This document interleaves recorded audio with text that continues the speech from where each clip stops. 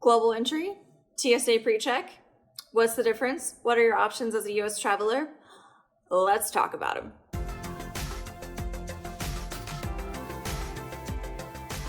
I just recently got my global entry membership. I know, it took a very long time.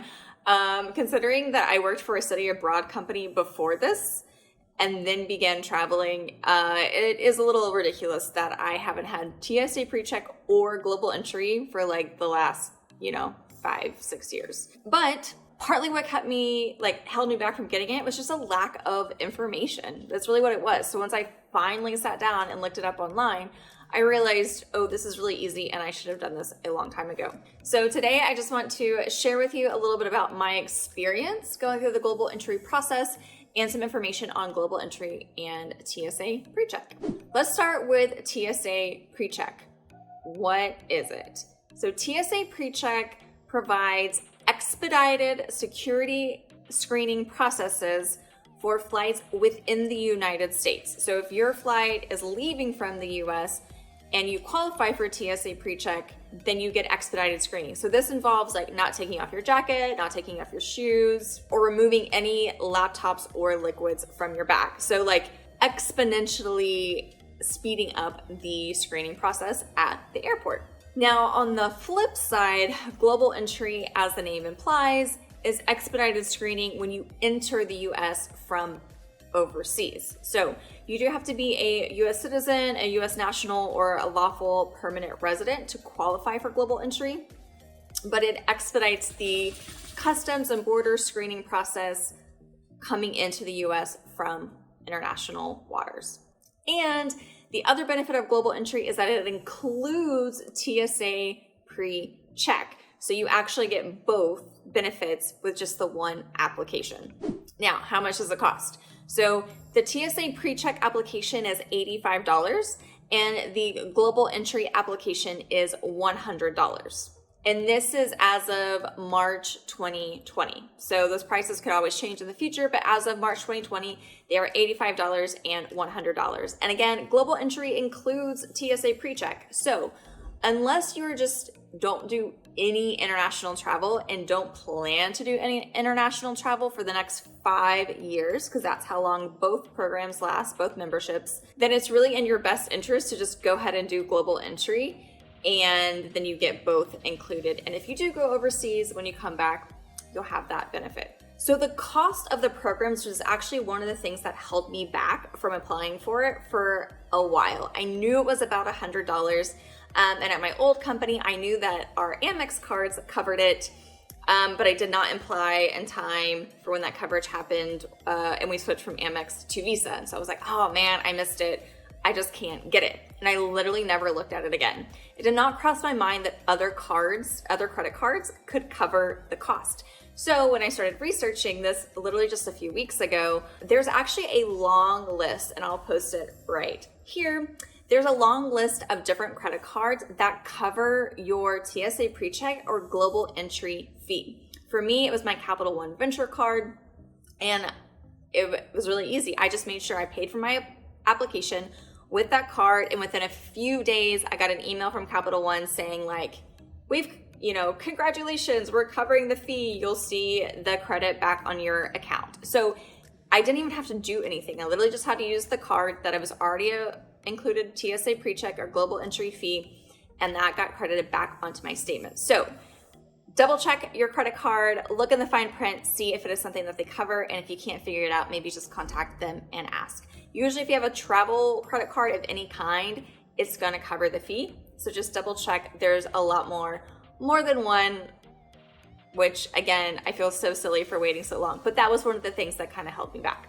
The actual application process was honestly so simple. You just jump online to the Trusted Traveler Program website and fill in all your details, which for me took about 20 to 25 minutes.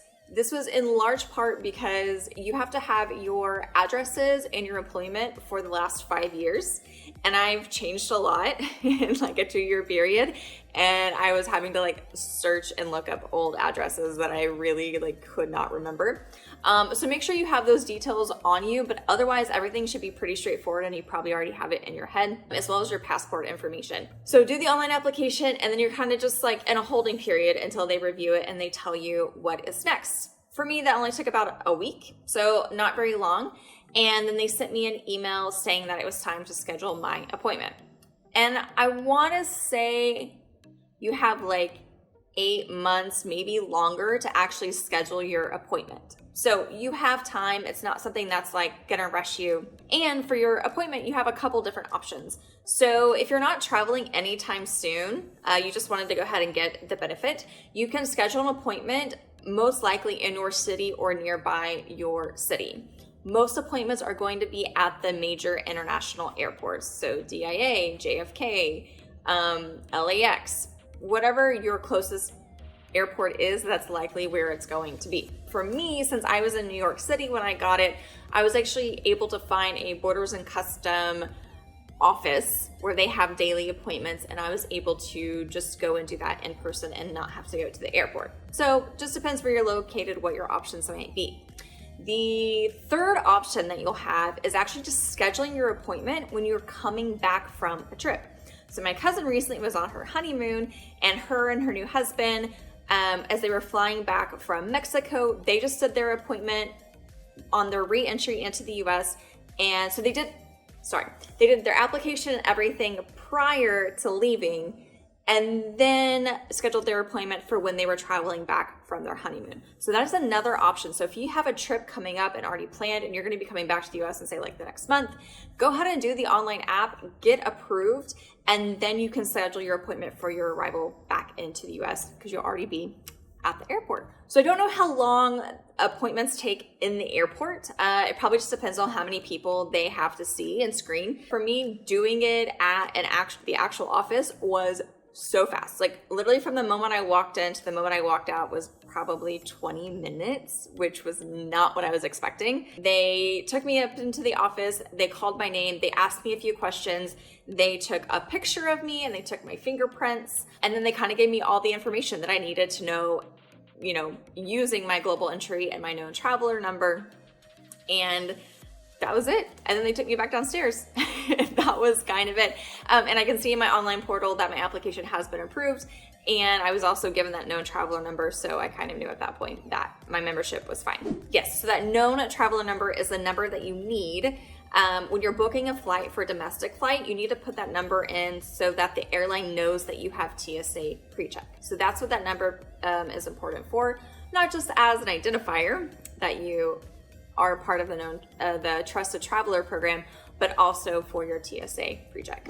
Okay, I mean, that's pretty much it. That's TSA Precheck versus Global Entry. TSA Precheck is a little bit cheaper, and it only covers you for domestic flights in the screening process. Global Entry is for entry from global travel, costs a little bit more, but both programs last for 5 years, and Global Entry includes TSA Precheck. Do you like my hand motions? Yeah, that's it. And now I'm approved. I have a known traveler number, and I'm actually really excited to use it because it's something that people just always assumed that I had, and I was like, no, and I didn't really want to say that I didn't, but now I do, and now I know. And if you didn't know, now you know. Thanks so much, you guys. Traveling Tayler here, and if you want more digital nomad, remote work, online business tips, productivity, be sure to subscribe.